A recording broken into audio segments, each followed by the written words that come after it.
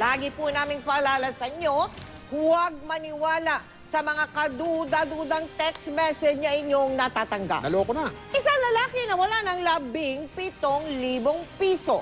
Nang loadan niya yung cellphone na isa palang manloloko. Nakatutok si Chino Gaston. Laking tuwa ni Mario, hindi niya tunay na pangalan, nang mag-text sa kanya nitong Martes ang kapatid sa United Kingdom at nagsabing may bago itong roaming number. Nagsabi pa raw ito na parating na ang padala niyang balikbayan box na puno ng pasalubong na regular naman daw ginagawa ng kapatid.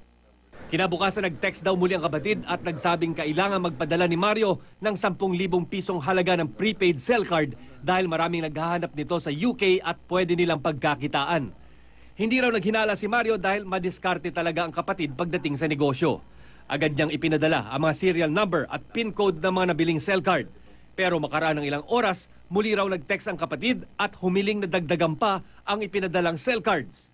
Dito na naghinala si Mario na hindi niya kapatid ang ka-text. So magpadala ka, para sa Friday, padala namin sa'yo. In Ilocano. Kasi gusto ko siyang huliin kung siya ngayon. Oo, kasi medyo nararamdaman ko. So, parang, ang bilis naman niya maubos. Dami naman niyang kaibigan, something like that. Eto na, nabuking na siya. Hindi pa nakontento ang scammer at tila nagpadala pa ng mga mapangutyang text sa kanyang biktima. 17,000 pesos ang kabuang halaga ng cell card na nakulimbat ng scammer mula kay Mario. At least doon sa Facebook, meron kami kasing secret doon eh. Yung pwede kang maski comment lang. Yung di ba yung ganun? Yung may pictures, may comments kayo. At least within the family. So I felt it was a safer.